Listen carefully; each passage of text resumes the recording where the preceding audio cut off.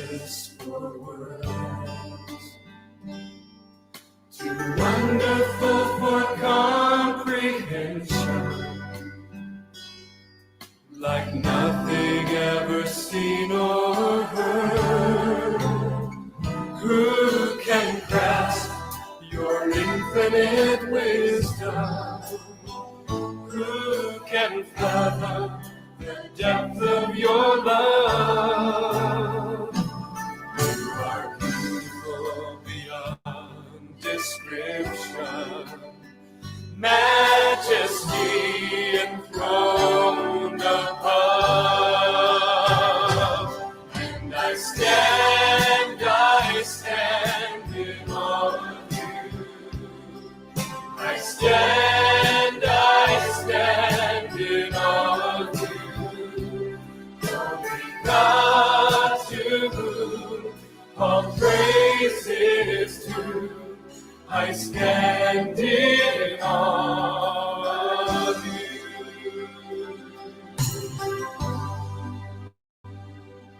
You are beautiful beyond description, too marvelous for words, too wonderful for comprehension, like nothing ever seen or heard.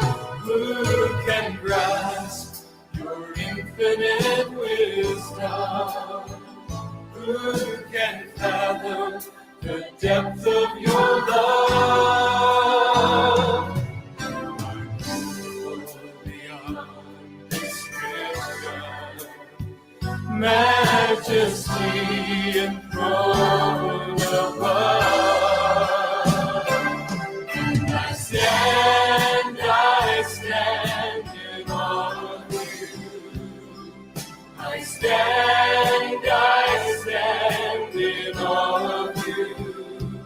Holy God, to whom all praise is due. I stand in awe of you.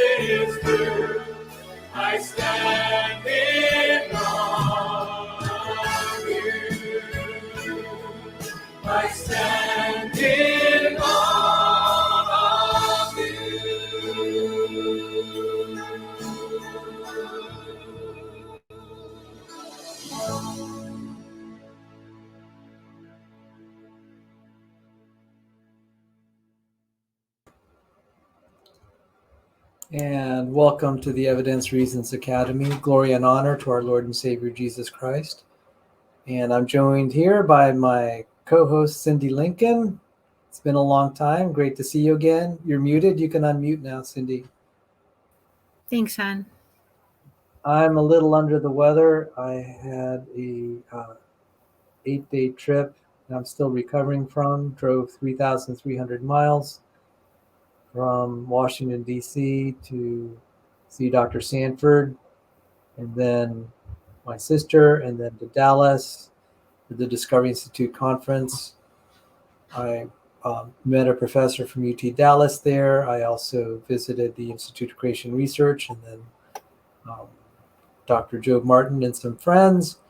Then I drove all the way from there back to my sister, went up to AIG, visited a friend, finally got home, just totally exhausted. This trip. Wow, that's a lot. Yeah. And it wore me out. Some people are Iron Men. I'm not. They could handle a trip like that. I can't. Yeah, Um, 3,000 miles is a lot. Wow. so that was my activities. We're having Cindy and I agreed to try to just meet and talk cellular biology and molecular biology. The reason, and I had some conversations with some creationists. I said, what really gets people that are either on the fence or even atheists is not discussions of the fossil record or dinosaurs or human evolution. It is cell biology. By and large, the people that I've talked to and asked, how did you become a Christian? How did you become a creationist? Especially those that were not homegrown or had lost their faith and then uh, found it, or they came from an agnostic family. The overwhelming majority has been the cell biology and chemistry. So even though these aren't topics that are easy to teach to the youth, it is the most effective when it gets taught. And my favorite example is Matt Bilyeu. He was raised in a Christian home, lost his faith by age 17, went off to college, presumably around age 18, studied biology under atheist evolutionists who were um, just blasting away against Christianity and the idea of a designer. And he was already an atheist, so I guess he was a little offended that they were being kind of theological in their approach. But he said, "Well, I'm an atheist; doesn't matter." By fourth year of school, he was studying cellular physiology, and he said only a designer could have built all this. Yeah. 6 months later, he rededicated his life to Jesus Christ. Went off to seminary, got married, and he's now a defender of the Christian faith. Yay. So, yes, facts have a way of just kind of flying in the face of um, naturalism. I was thinking about this the other day. It's not just the complexity issue, it's the size. We couldn't create something that size if we wanted to. Miniaturized. Yeah. That's very, very.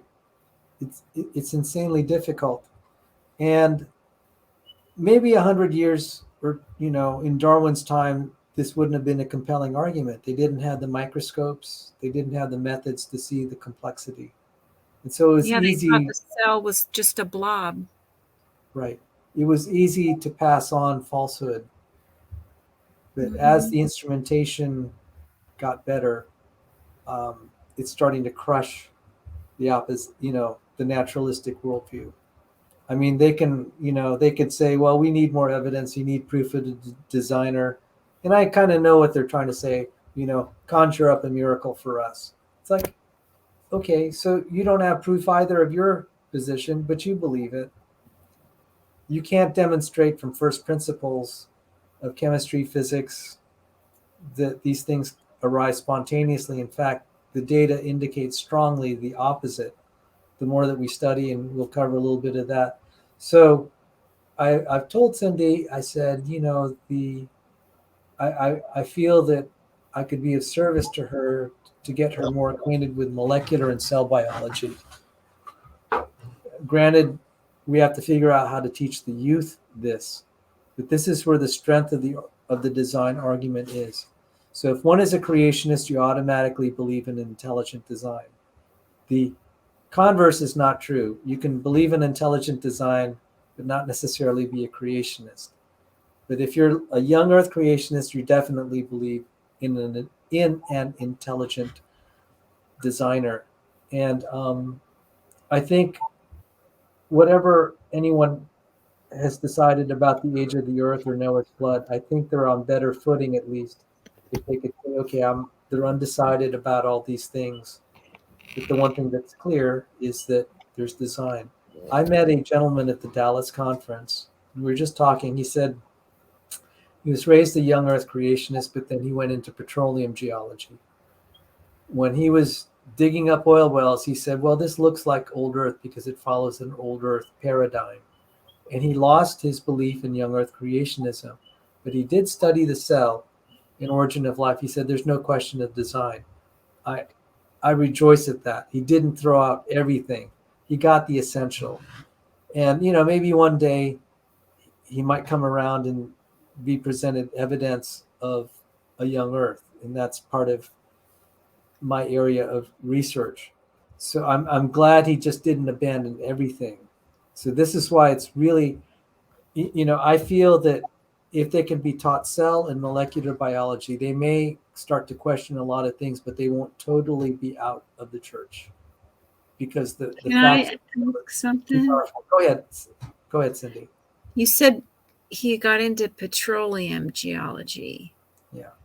Is that indicating he believes that petroleum or fossil fuels have to be millions of years old?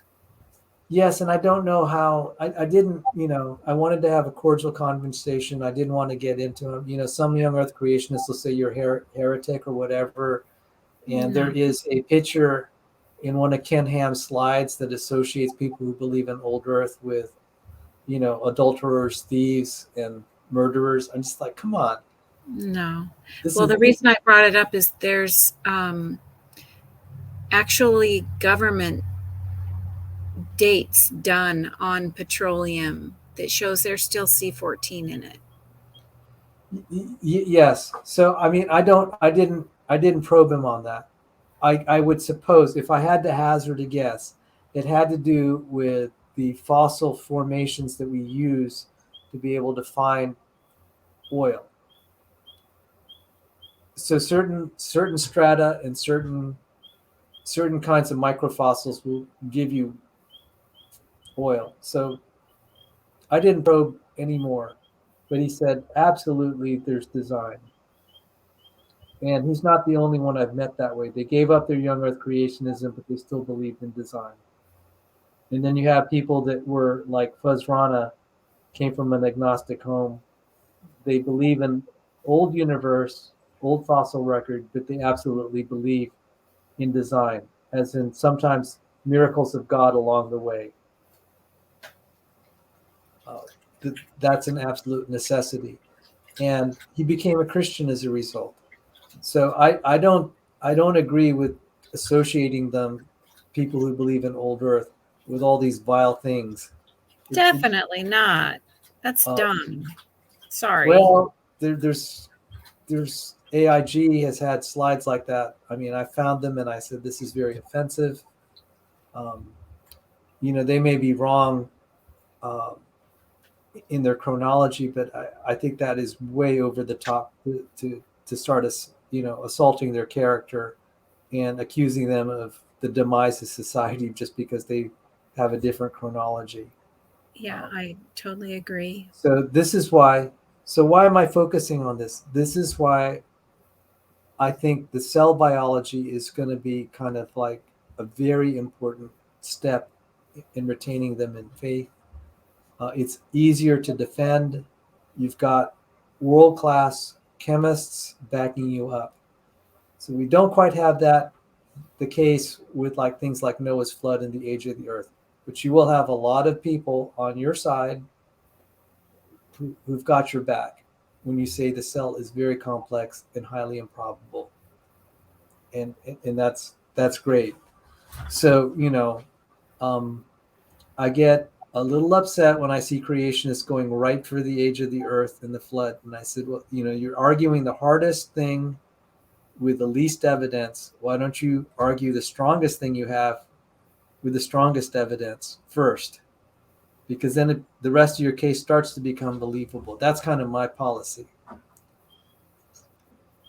Um, so anyway, um, do you I have was any kind of, thoughts while I bring yeah, up? I was kind of thinking about this issue a little bit because I've lost heart with all those other arguments because of what I went through. It's very left a real bad taste in my mouth. And if I were to give the most compelling argument in my heart for creation, I would just show the beautiful symmetry and mathematics in a flower or in an eyeball, or just basically the beauty of creation, which is what you're saying, design. and just let the pictures speak for themselves. He made it to make us in awe. And I kind of feel really bad for them. It's like they can sit there and argue all they want, but I'm just going to stand there and be in awe of his creation and enjoy it, and let it speak about the Creator and his beauty. So what I have suggested, even for myself, I mean, I can kind of articulate the arguments, but there are resources out there that are just tremendous animations. They're very well done. And there are also speakers like James Tour that are just tremendously respected. And I said, if I were trying to teach the next generation, I might be available for questions, but I would just show a lot of videos and say, hey, I totally know you go to class, especially when you've listened to James Tour, what you have heard him, you'll hear him articulate, you can get in the classroom. And what had happened to Matt Bilyeu and others that I've talked to is you get one story from the evolutionists in your biology class. But then when you actually study all the parts in the biochemistry, you get another story. There's actually like they're contradictory things being said. I'll give you the example that was so funny in my biochemistry class. The professor, first semester biochemistry, he was describing some sort of reaction cycle. This connects to this connects to this connects to this, and this does this. And it was really complex. He said, you just have to marvel at how well this is designed. And then he stopped himself. He said, oh, I'm not supposed to say that. Let me read Yeah, oops. The whole class laughed. The whole class laughed as if they knew this is a joke. You're not supposed to say that, but it's so obvious. That had to be like that was the most precious moment. He said, I'm not supposed to say that. And he laughed. Everyone laughed. It's like, oh, it's so obvious, but we have to be politically correct here. It's like everyone knew it. No one, I didn't see anyone terribly offended by him saying, I'm not supposed to say that, or that he said it was designed. I heard, yeah. I think it was McKinnon Mitchell was saying about how, oh yeah, Romans 1 is all it takes. But I don't get that, because Romans 1 is all it takes. Just look at the creation. Yeah. I mean, it is obvious in the sense if you're willing to examine it impartially, but it is also unobvious in the sense that the kingdom of heaven is like treasure hidden in a field. You have to be willing to search and willing to open your eyes. You can be willfully blinded. And the way I demonstrate that when I talk to these people, I said, okay, I can identify things you believe and you live by that you can't prove. How do you decide what's right and wrong? What experiment have you run to decide that? They claim to be all about science, but they don't live their life. That's come up a lot with this whole, why did you go to the atheists question? And it's like, well, a lot of them have a lot higher moral standards than some of the Christians. That's true. But where does it come from? Did they run an experiment? Yeah. Okay, so it's like, oh, so even though you deny that there's a transcendent right and wrong, you certainly live your life as if there is. There's a lot of atheists who are just infuriated by Kent's behavior. Yeah. Because they know it's just intrinsically wrong. Yes. And you can't, and it's like, how do you prove that? And it's like, and they'll say, well, I just decided. I'm just like, you see, you're living by faith and you don't even want to admit it. Something in your heart is saying this is the way it should be. You're living by faith. You pretend you're all science and you're not. And that's okay. You just don't want to admit it. Yeah, you pretend you're all about science and not have an element of faith, but you live your life with faith that you're not admitting to. That's Good point. I remember you were really trying to drive that home with Aaron. Yeah, in a lot of things, it's like, and even with science, you pretend evolutionary theory and abiogenesis are true, but you don't do that through science. You do that by faith. You don't have direct experiments. You're just extrapolating kind of some vague idea that everything's natural. That would be a good video to make a bunch of clips of people saying, well, it could be that. Well, we haven't seen it, but given enough time, we will. Or, And so right. So you haven't seen it, but you believe it. Thank you. That's what I wanted to hear. What do you call that? What's the definition of faith? I mean, I'm just like, some Christians, it's like you have these arguments just like I articulated, and when they're confronted, they don't know what to do. I said, just think about it a little bit.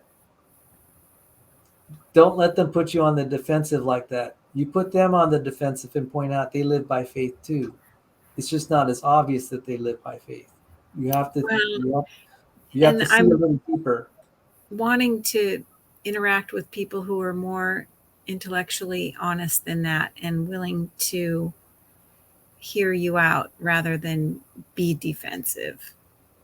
Yeah. It works for people who are on the fence. And I might confront someone who's kind of like hard-hearted for the sake of people on the fence. I never debate someone thinking I'm going to convert them. It's someone on the sideline who might be a Christian just about ready to quit, might hear that and say, hey, that atheist has nothing to offer me. He's walking by faith and he has no proof. And yet he has the hypocrisy to pretend he's all about facts. Yeah, you have to remember that it's not about them all the time. It's about the watchers. Yeah, exactly. So that being said, I think I have another video. So I'm gonna we'll kill our okay. We'll stop our cameras and our audio, and we'll play this. So all right, this is like a 5-minute video, guys. Hope you enjoy it.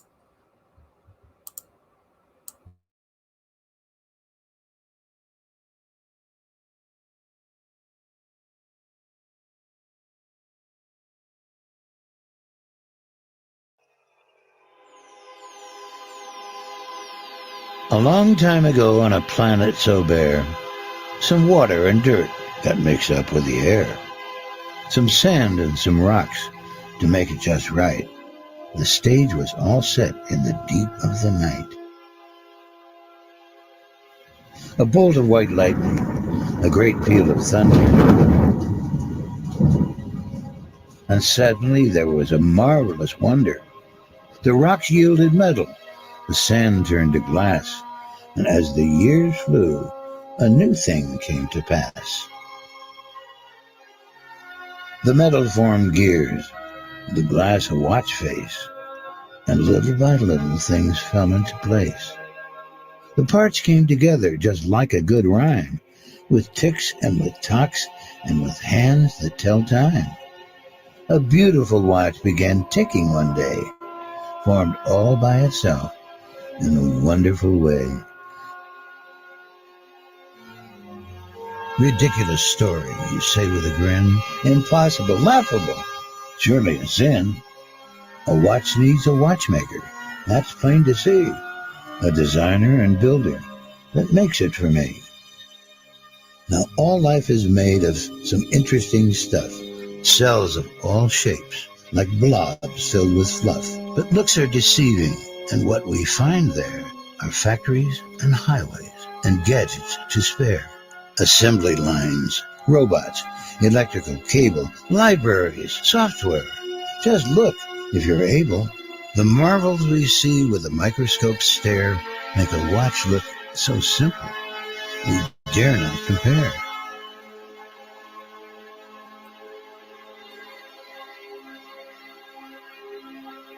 Now the doctors from Oxford say cells came by chance, from goo down to you.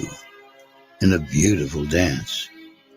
What's wrong with their thinking to have such odd notions that cells could just happen from dirt and warm oceans?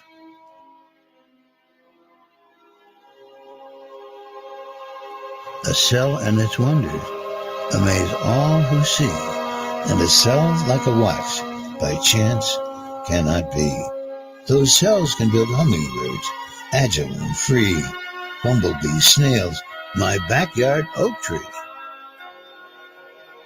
A woodpecker built with a jackhammer nose, lightning bug, monkeys, a beautiful rose, and beetles with bombs that gives frogs a surprise, comedians with camouflage, and some weird eyes.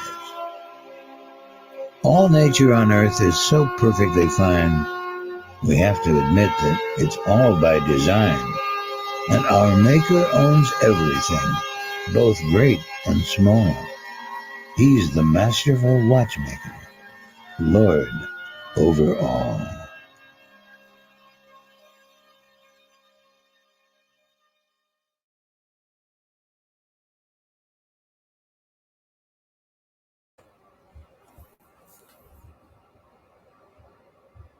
Do you like that, Cindi? Yes, I'm trying to Google that software that you can put any location and it'll show you what the stars look like at that time. Any location and any time, like going back thousands of years. That it's the software that made me realize the orbits are like clock gears. And one day, the last gear will fall into place. And Isaac Newton had commented on how this is an incredible system. So there's a movie called Star of Bethlehem, and there's a lawyer who used that software to try and figure out what was going on with the Star of Bethlehem. And it's a stunning concept that you can put in any date, any time, any location, and it will show you what the sky looked like at that time. It's so precise. Now, I know when I showed this video that you started thinking about celestial, we call that celestial mechanics in physics. I would encourage you to think about, go back to this actual topic of the cellular biology. Yeah. Okay, so this was talking about the watchmaker. And so just to give a little history, William Paley was a theologian, philosopher. The watchmaker argument has been there for a long time, but he was famous for it. So it's not necessarily original with him, but he gets a lot of the credit for kind of codifying it. Would you like me to? You were going to talk about what Dawkins says against it, how he supposedly debunks it. So William Paley, watchmaker. Let me see if I can bring this up.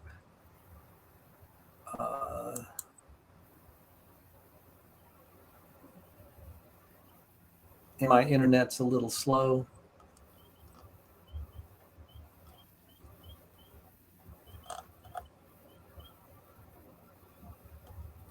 So there's two ways to look at that argument.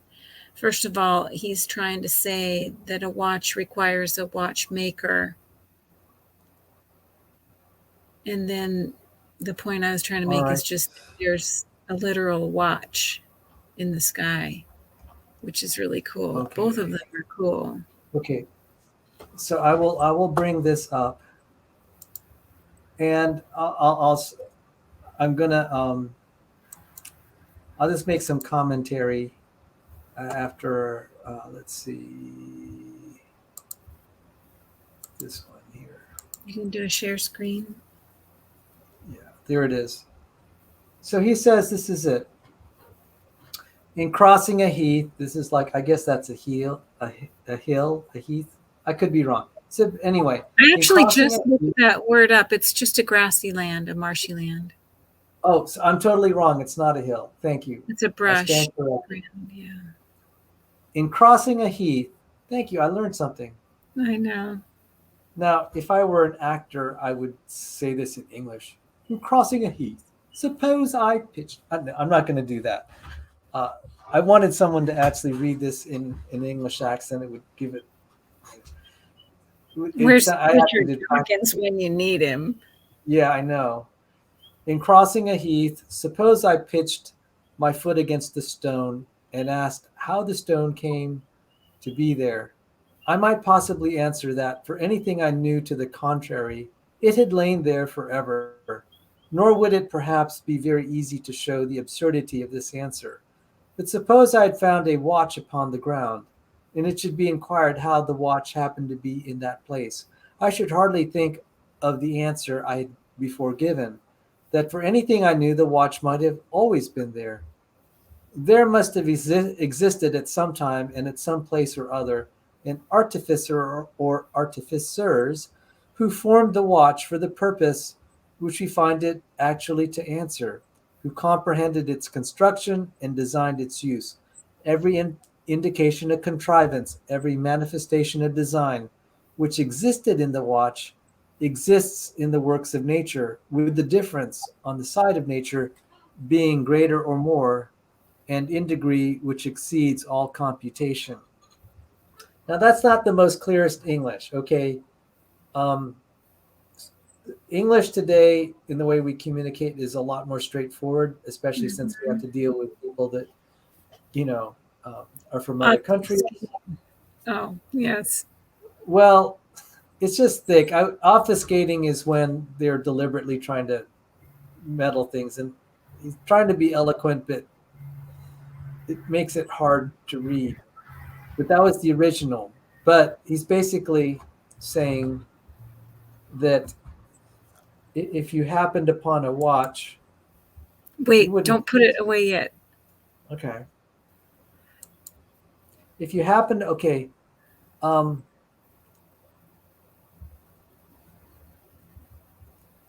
suppose I had found a watch upon the ground. It should be inquired how the watch happened to be in that place. So he's saying it wouldn't have just been there forever. It wouldn't have just been there forever. And I, it certainly wouldn't have emerged by itself, like the rock. and he made the point that the person who formed the watch did it for a purpose, who understood its construction and its use. It's actually more intricate. Okay, now, having defended the design argument for 20 years, there's subtleties here. Let me just give just basic probability here. And it's going to be easier to see what the real problem is. Because when we start using words like purpose or whatever, it actually weakens the design argument. It's easier with road probability. Rather than a watch, let's go with a house of cards. Because you don't even need to invoke purpose or any of the things. This origin of life This shows very, more very foreknowledge. naturally. You have to know there's a need to tell time. You have to know how to make a machine that will tell time. That kind of foreknowledge. I'm not right.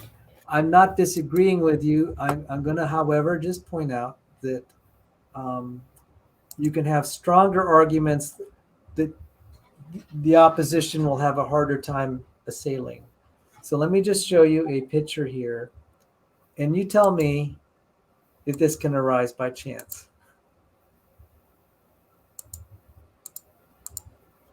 You don't even need to do something as complicated as a watch.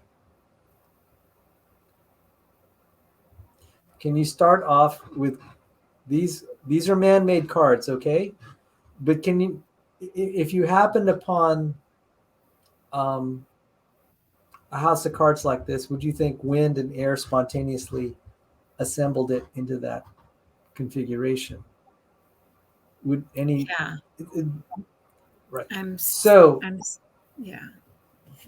you don't even need to invoke purpose or intricacy, the purpose and skill. You can just say, look, in principle, you could have structures that don't violate any law of physics, but they would be highly, you wouldn't expect the natural world to just spontaneously assemble it. In fact, the opposite. So if we say things like, you don't see this in nature, I've heard them Okay, say, but yes, you do. okay, this is what you say.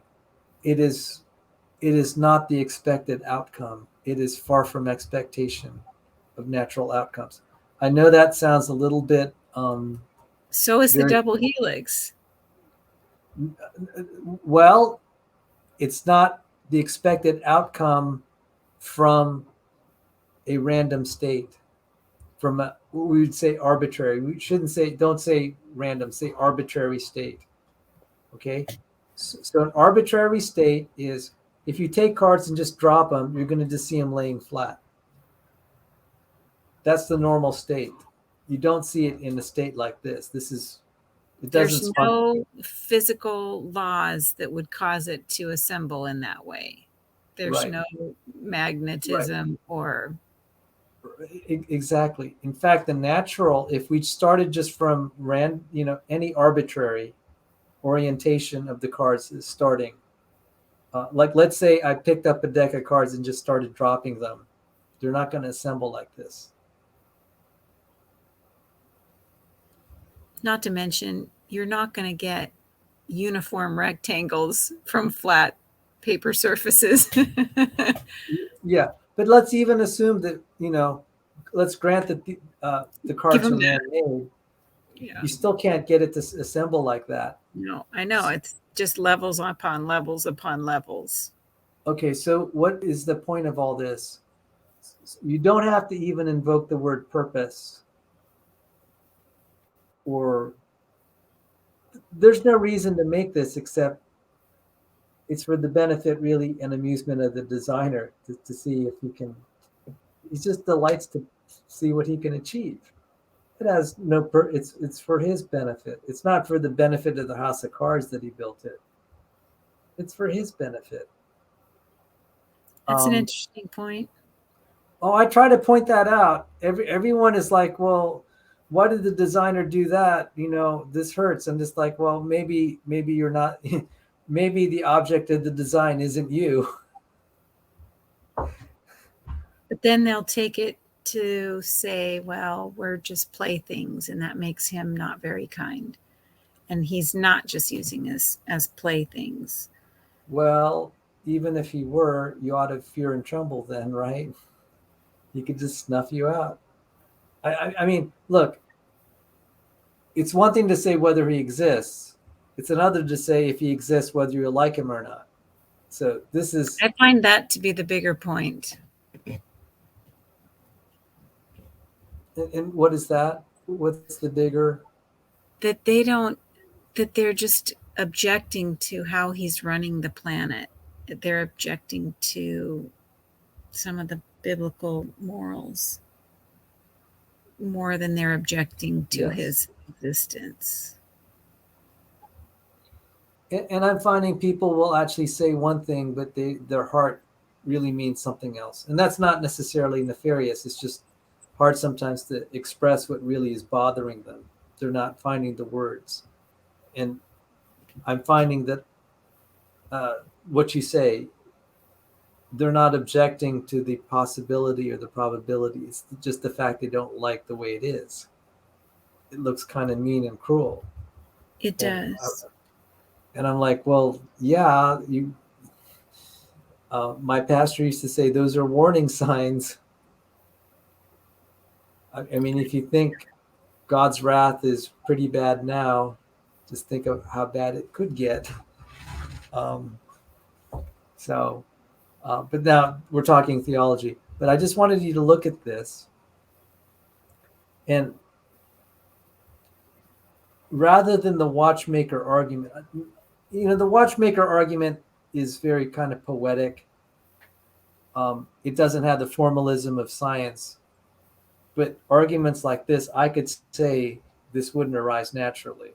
We don't have to use, So the watchmaker argument probably wasn't the most formal, and I'm not going to strictly defend it. I'm just saying it's a good starting point in a qualitative sense, not a strict formal mathematical sense. I could argue that this doesn't happen naturally. You would need a designer to make this. I'm not sure why you wouldn't say that about the watch. You would not find round gears with axes in nature that are tied together like that. Well, with a base and I would agree with you. It's just a little harder to defend. This is easier. And then what's also easier in the chemical world is what James Tour defends. So that being said, let me show you something.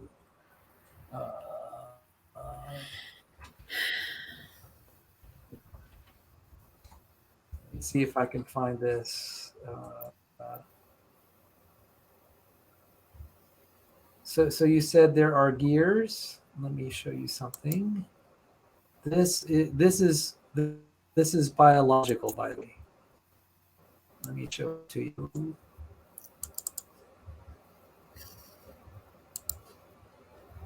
And I'll share my screen here.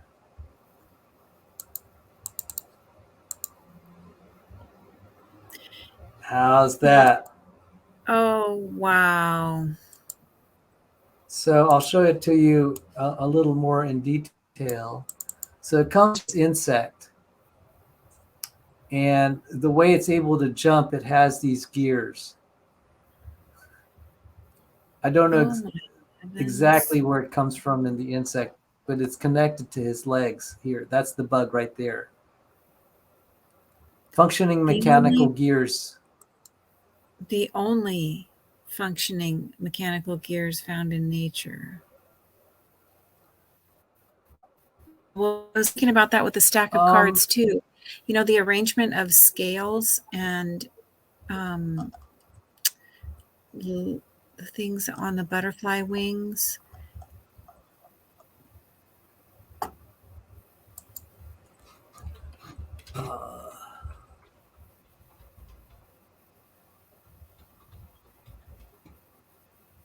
Yeah, that we actually watched it in Mystery of Life. Let's see if we can grab some videos. Yeah, that has it. So we don't actually have So why don't we look at this here? Hopefully we won't bog down too much. With StreamYard in rendering. What do you do with that? Basically, we just undid our own argument. It is found in nature.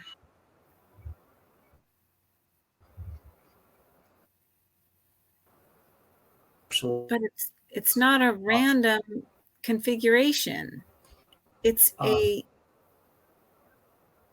intentionally placed configuration. I'm sorry, I interrupt. We just undid our own argument. We're trying to say it doesn't occur. Undid our own argument. We started by saying a house of cards or a gear doesn't occur in nature, but we just showed that it does. But so the point still remains that it's not a random configuration. It's an intentionally placed configuration.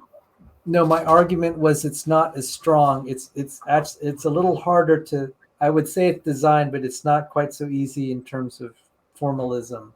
The house of cards is easy. I haven't been able to work out all the physics and math to argue the gear. It's more intuitive, but it's obvious. Okay.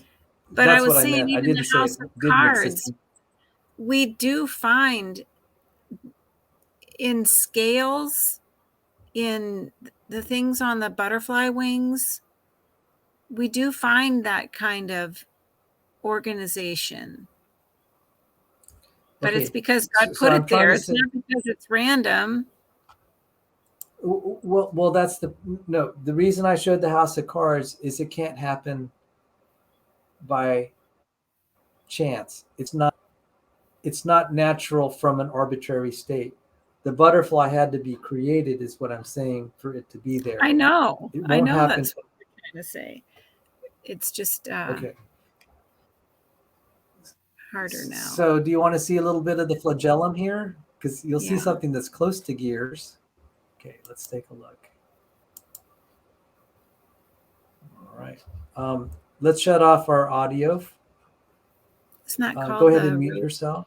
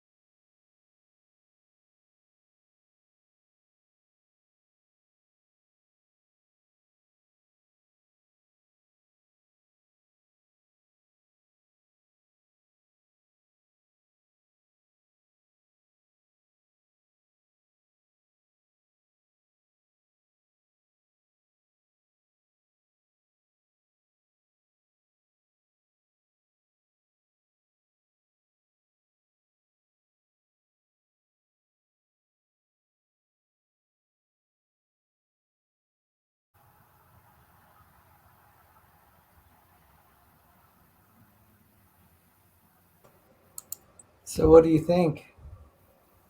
Stunning. You know, I don't know if you intended that to be a silent, but it was actually good to have it silent because then you're focusing on the images. Really? I thought I shared the audio. The cross sections that make up the rings in themselves are amazingly cool shapes. If I may apologize to the viewers, I had forgotten to switch on the audio. I am so sorry. No, it's totally Do you want to amazing. try it again with the audio? Sure. Okay, let's try it with the audio. And if you edit it, you can add the audio or whatever. I'm just gonna. I don't have the energy to redo it. So let's try it again. At the very end, we have these obnoxious commercials, and I'm sorry about that, but oh well. So Who did this? I mean, this is so tiny. How can they see these things going on? sometimes they can't. They have to infer it. They do have occasional electron microscopy for the parts. But anyway, let me play it now. And speak up if the audio doesn't come.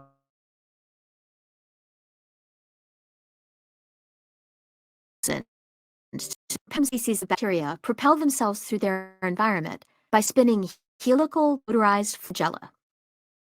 Rhodobacter cells have one flagellum each, whereas E. coli cells have multiple flagella that rotate in bundles.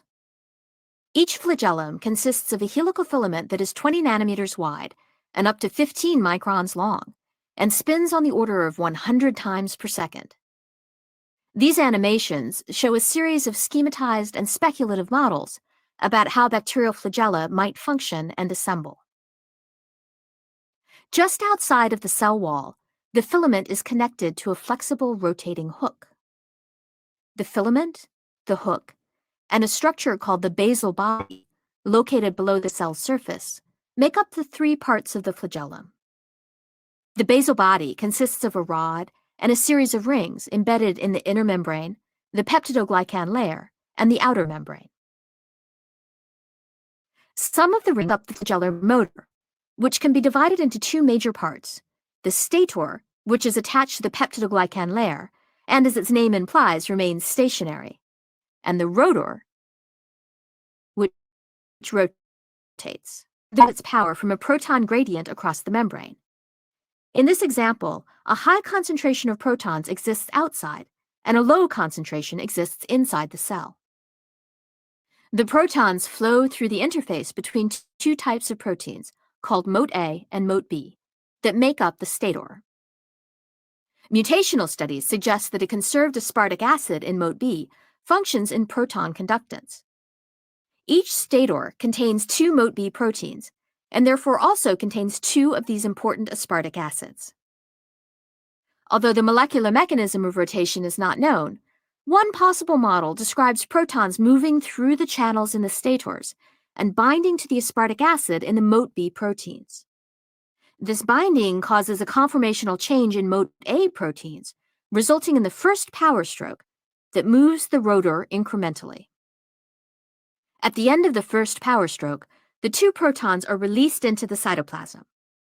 The proton loss causes a second conformational change that drives the second power stroke, once again engaging the rotor. Although the mechanism for motor function is not yet certain, many detailed flagellar assembly have been determined. Flagella begin their assembly with structures in the inner membrane. 26 subunits of an integral membrane protein called Fle-F come together in the plasma membrane to form the MS ring. The Fle-G proteins assemble into the MS ring.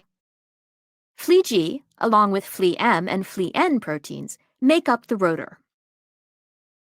Flagellar proteins destined to be part of the extracellular portion of the flagellum are exported from the cell by a flagellum-specific export pathway and assembled at the center. Moat A and moat B form the stationary part of the flagellar motor, the stator.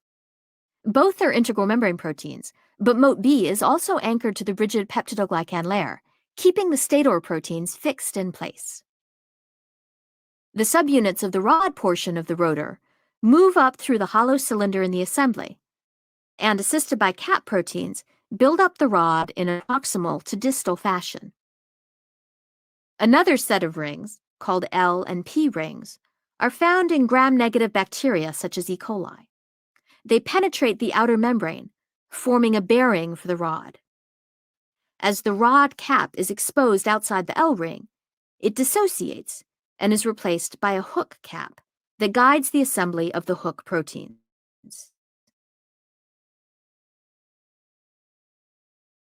After the hook cap dissociates, and a series of proteins assemble between the hook and future filament.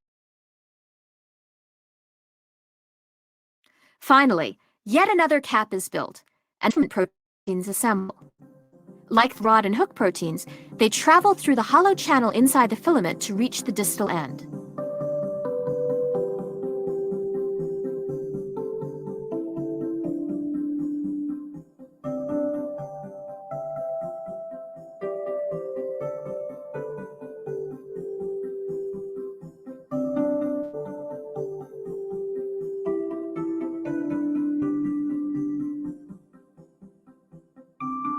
The cap rotates, which causes the subunits to build in a helical fashion.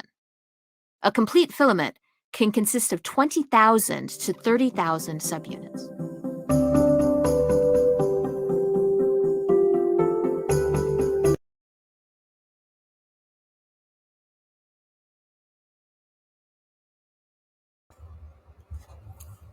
Is that better?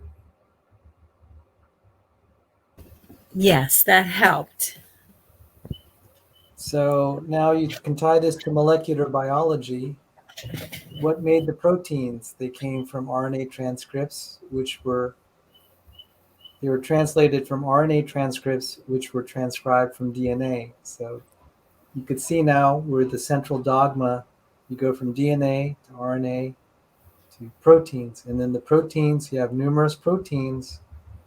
So you have several different genes to make those proteins, and those proteins can assemble in a coordinated fashion. I don't think it's trivial that they're able to also take the protein part. Not only do the proteins have to be manufactured, they have to be transported and then assembled. And I don't think that's trivial. I don't No. think we figured out how it's done.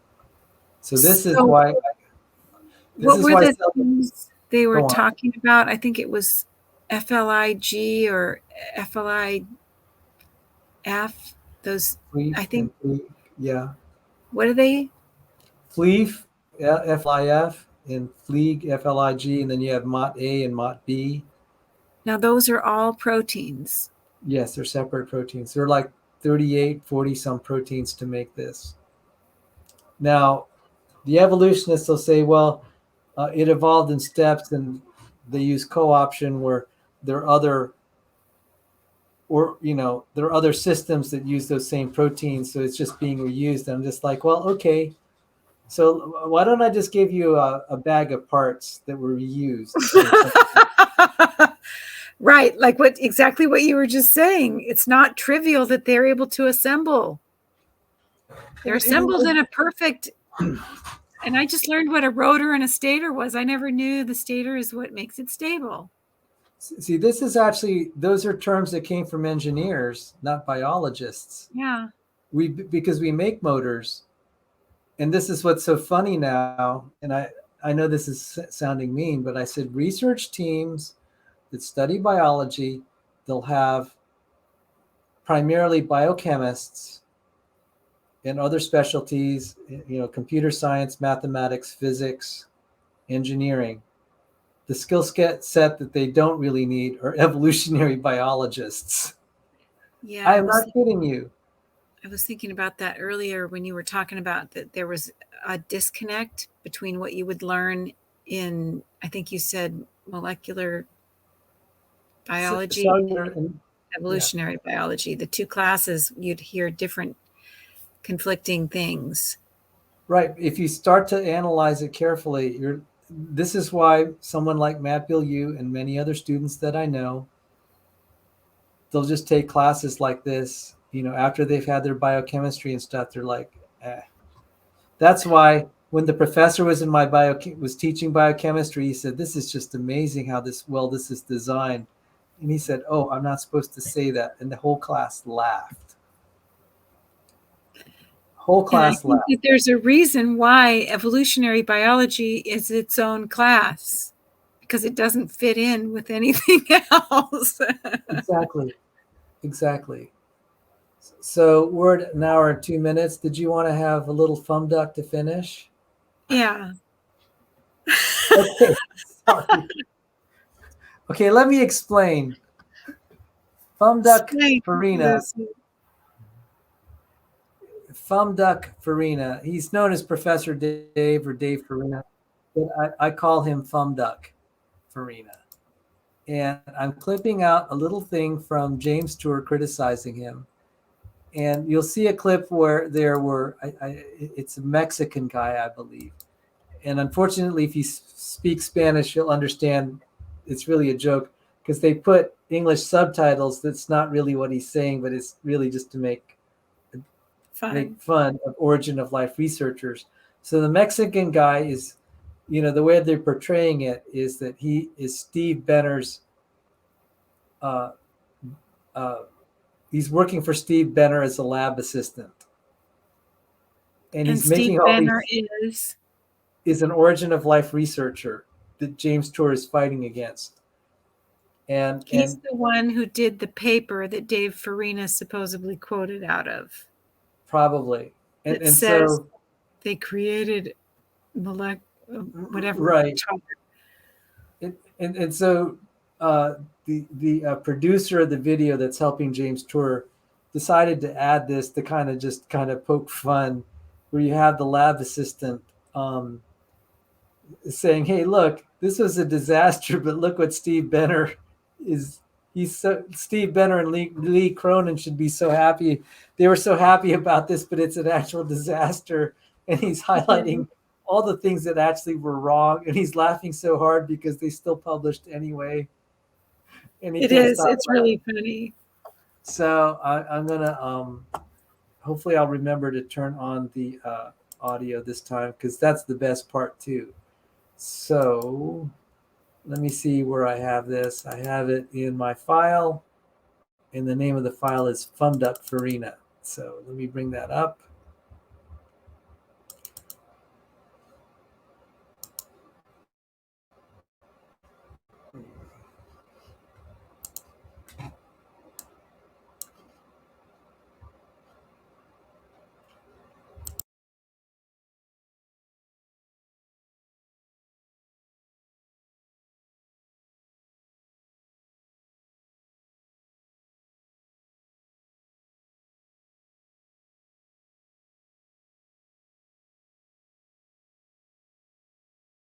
And I claim it's probably in there, but you've got so many other things. You've got the enantiomer of that, you've got all the diastereomers, you've got the larger ones, the smaller ones, the solids that are precipitated out. You've got so much junk in there. It's just like Benner had said earlier. He said making molecules is one goddamn problem after another in that side of it. And you say, well, why don't you just run it longer? Dave would say, just run it longer, and your autocatalytic cycles would kick in, and this would just get purified, and this would go to one that life needs. At the end of many cycles, all the useless impurities that are not reproducing will have purged themselves spontaneously. In this case, it needs ribose, so it's going to go to ribose. In another case, it needs sugar, and so it's going to go to glucose in another, because it knows it needs to go toward that, and it will go away. And the other enantiomer problem of that, the L-ribose, that's no problem. That would also shift out as well. This is why I say, Dave, that what he's doing is irrelevant. This is absolutely relevant. Remember I said that they get a gazillion products. I just listed 6. No, I'm talking about 1 billion. See a little indication that it might be in there. And then what does he do? He goes up next step. Well, where did he get the ribose for his next step? Did he get it from here? No, it's impossible. Today, it is impossible with all our analytical techniques to fish that thing out. And somehow it did that in one of your little ponds next to the ocean. It was able to sift that thing out. I mean, think about that. See from my perspective why I say he didn't get it and you say he did. But what he got was irrelevant, absolutely irrelevant.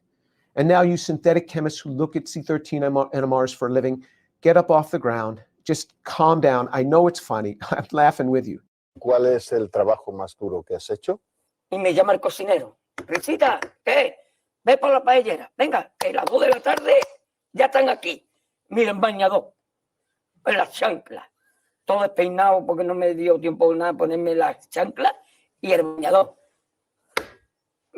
Voy a la playa, había subido la marea.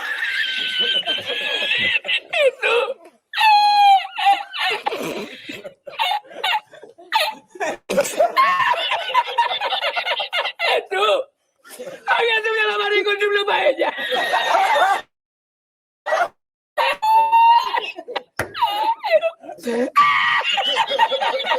Y la encontré porque estaba la paellera agarrada. Y se metía entre las piedras de Chipiona, de Faro. Y cuando entro, de repente me ve el cocinero con una paellera y adentro la 20 paelleras.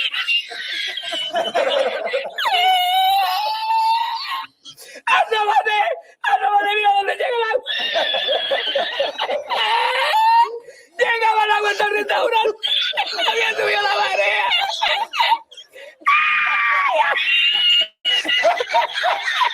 Jesús, hay que hacer ahora con los 2 sacos de arroz. ¡Ay, llama para Sevilla! ¡Llama a Sevilla que traigo un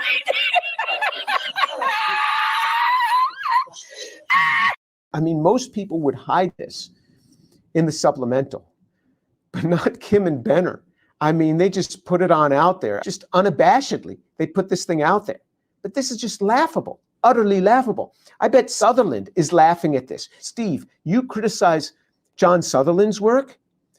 I mean, Sutherland may have 5 compounds that he might make in his human-involved reaction. You have 1 billion compounds in your non-human involved. You might want to start getting involved a little bit here. Dave, did you receive this as being a prebiotically relevant synthesis of ribose? I do not. It's useless. He tries to claim that no.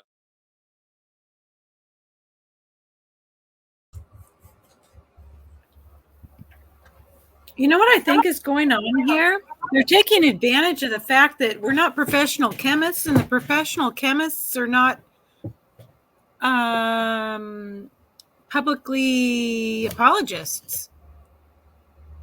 Yeah, they're not publicly criticized, coming out and saying that was terrible. A few of them will, but the popular science writers and promoters will not cover the objections. They want the headlines taking advantage of our ignorance. Yes. And their silence. Yes. And they want those headlines that someone claims they figured it out, which is terrible. It's bad. So this is one reason that I felt if you get exposed to this, you'll start to learn pieces of what someone will learn in school. It's actually easier for me to make the argument for God's existence by people that actually know chemistry and cell biology. Mm-hmm. Which Dave apparently doesn't. I just don't understand why he has the nerve to attack somebody who does. Yeah, so this is where I feel like, you know, I'm showing kind of my sour grapes here. I think pastors waste a lot of people's time with their boring sermons that are irrelevant. Some days I feel it'd be better, people would be better served to learn just a little bit of how we're fearfully and wonderfully made. And, you know, yeah, sorry, those are just I agree. Yeah. So I thank God for the homeschoolers and the homeschool mothers.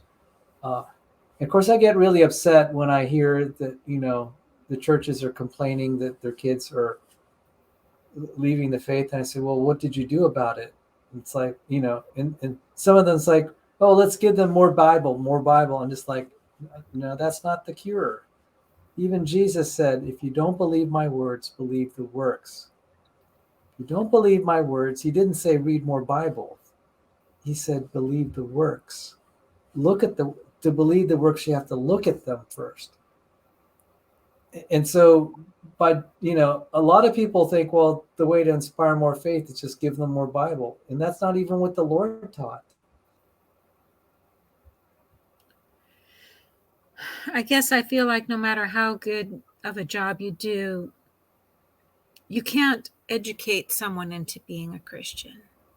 Well, It's spiritually that may be true, but you can give them a fighting chance. Mm-hmm. And the churches, by and large, have not been doing that. And I talked to someone, and he said, yeah, a lot of evangelical churches are organized like personality cults. They're not about teaching facts. They're personality cults and entertainment. And I said, yep, that's what I have seen. And you don't realize it until you've been dealing with them long enough, and you realize, oh, personality cults and entertainment, they avoid hard questions because they want you not to think, because it's easier to manipulate the sheep that way. And I know that's a harsh assessment. I really don't know how I fell into that, because I came from good, solid expository teaching where they did not avoid the hard questions. Well, I've been around a long time, and the hard questions were avoided. And I'm just like, well, no wonder the people are leaving the faith. And not only that, when they do engage it, sometimes the answers are terrible. Yeah. I'm sorry, those are my sour grapes. So, and you're a scientist, so what you're calling hard questions is probably different than what I was calling hard questions. Well, there are a variety. Well, I would just say, I said, what's the evidence of God? Something simple like that. And I'll say, it's right here in the Bible. I'm just like, dude, you've already failed. It's a circular reasoning. Exactly. Jesus said, if you do not believe my words, believe the works. John 10:38. I found that very compelling. He's going to appeal to something outside the Word of God to help you believe in the Word of God. Well, and that's why I went for creation science in the first place, because creation is the first witness. Yes. Romans 1:18-20 says as much. And it's so hard. I get it that pastors are uncomfortable with someone trying to teach Christianity by appealing to things outside of Christianity. But I said, look at Acts chapter 17. How does Paul start to begin his argument? He actually doesn't start with the scriptures. And he's the same one who said, I'm sorry? The one about the unknown God on Mars? Yes. And I'm just saying, okay, yes, you won't believe God in the Christian God without hearing the Word of God first. But it doesn't mean that people can hear the Word of God, but they have to also believe it. And Paul is showing a little bit of how they come to belief. He starts by describing, he talks in their language and tries to get them to see the existence of God. Now, if you look at Acts chapter 2:22, Peter uses a different argument. He said, look at all the miracles. So if miracles have happened in the name of Jesus, you have a really easy path to converting someone. And so we're hearing that there is a huge amount of Christian growth in China, in Iran, and in Africa. And People have tried to find out what's causing the revival. I mean, this not just revival, but all these conversions. And a lot of people say it was answered prayer. And I'm like, well, you know, you do. I say that in this evil day and age, you need miracles to change people's hearts because they're so hard. And I do believe there was answered prayers.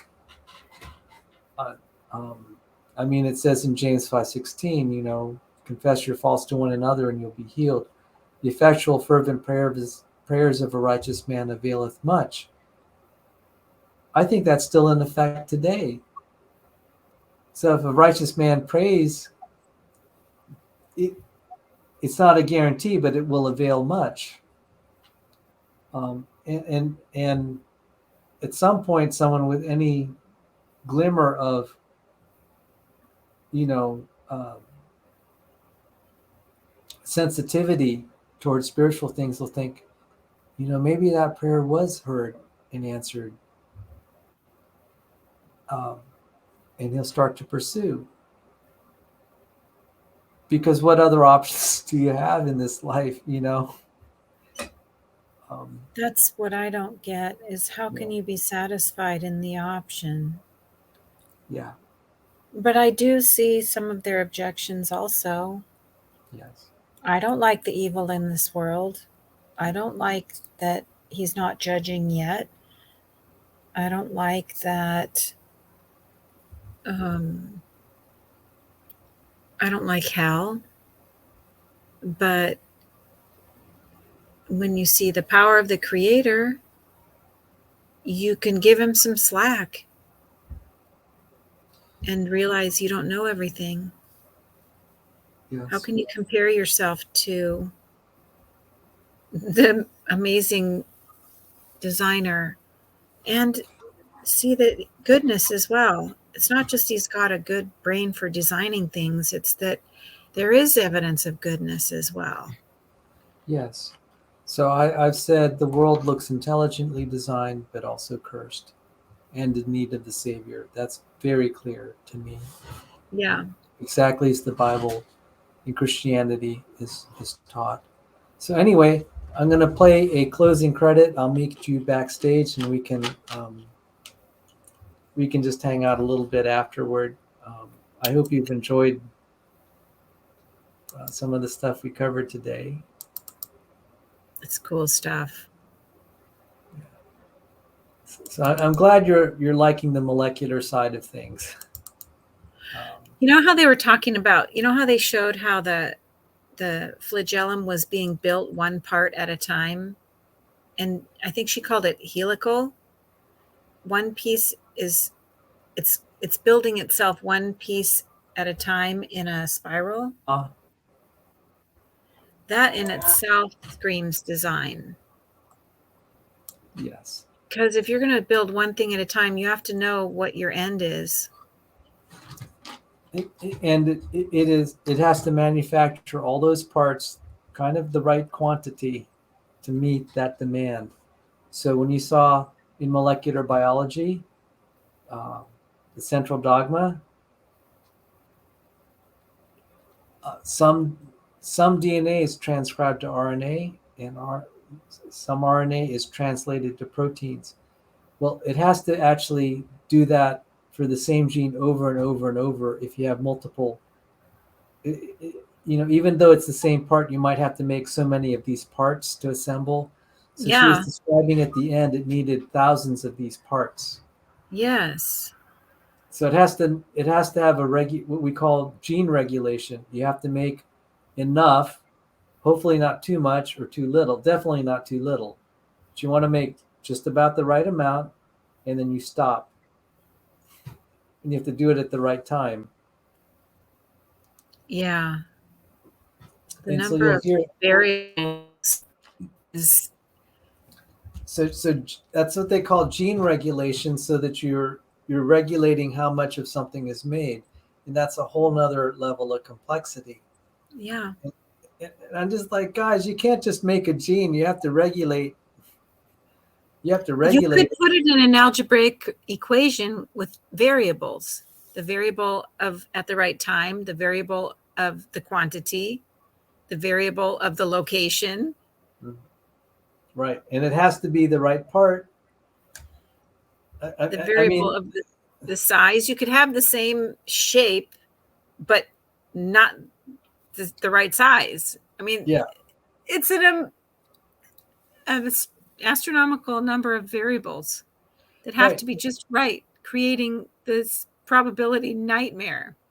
right, and this is why I've tried to tell creationists don't cite all these studies about how random mutation will generally be bad, what they call deleterious. I don't like that word. Function compromising or function breaking is better. You could just see it through the geometry, exactly as you said.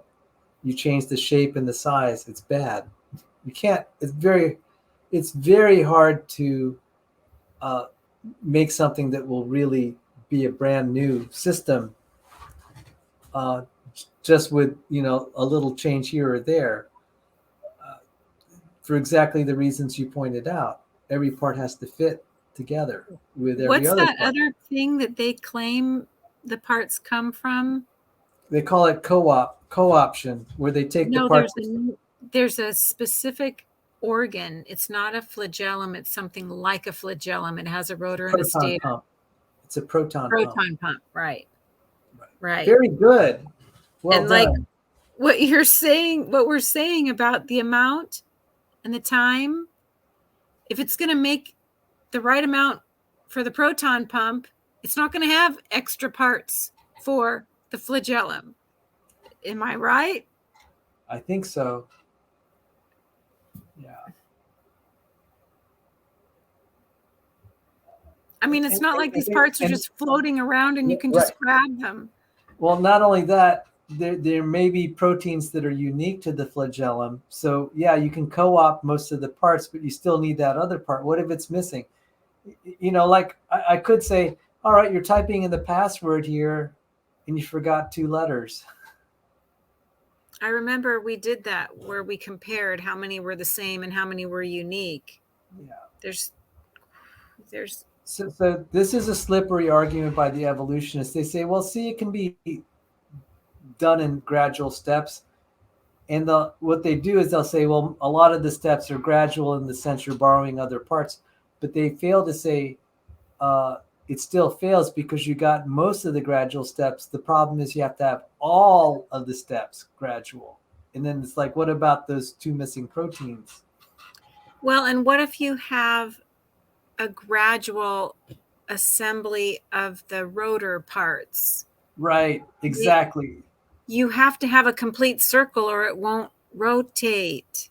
Exactly, and it has to be done at the right time. And in unlocking, And it has to be inside of a what do they call the thing that makes it stay still? stators. Stator. Yeah.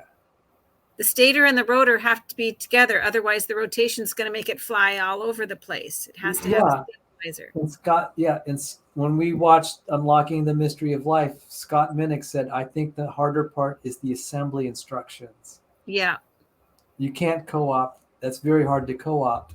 And, this is there's some really kind of sketchy arguments where they say, oh, we've proven it because we co-opted these parts, and that's not the full argument. But they'll pretend it's a good argument, and it's not very honest at this point. It's misleading. They're just repeating what they've heard from somebody who doesn't know enough about the situation. I don't know what it is. They'll just come up with the weakest possible argument. I mean, they'll come up with a weak argument, but it's the strongest they can make. I'm sorry, that's what I meant. And it's like, why don't you just give up? Because you're not being honest. You're not being stunning active. to me how many people watch Professor Dave. It's stunning to me how many people watch him. Maybe they're just wanting to grab hold of any old argument, and they're not very picky. Well, that goes. that's just human nature. I saw someone today saying we'll stand by Kent Hovind until there's a conviction or something. I'm just like, all right, it's not just about the creation evolution controversy. It's about just people wherever they are. So that's all I'll say.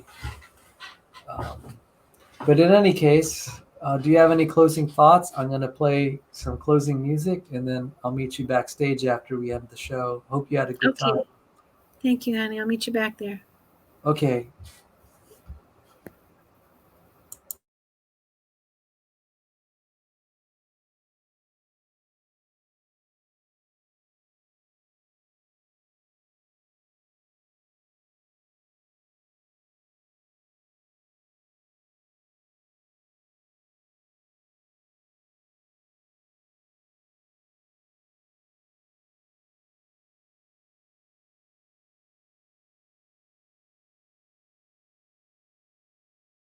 When I look into your holiness,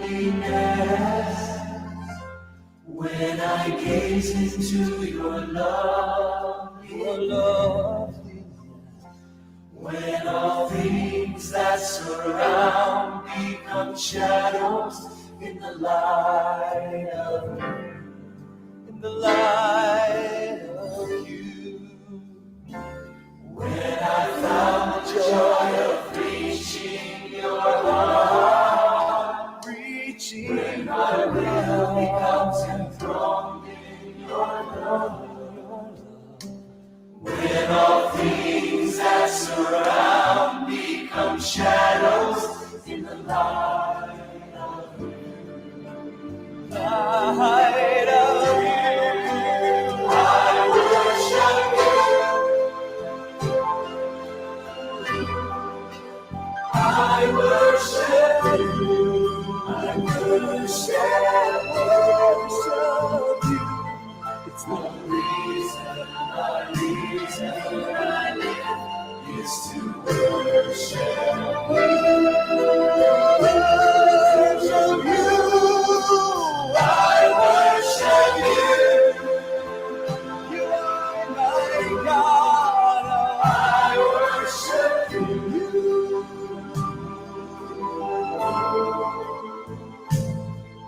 The reason I live is to worship you.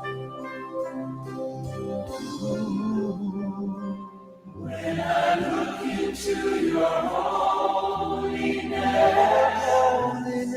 when I gaze into your loveliness, when all things that surround become shadows in the light of you, light of you, light of you. When I found the joy of reaching your will becomes enthroned in your throne. When all things that surround become shadows in the light of you, it's the reason I live. I worship you.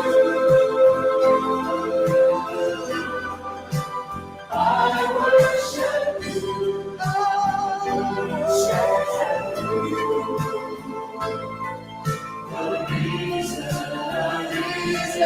I live is to worship you. I worship you. When I worship you, you're the one to do. I worship you.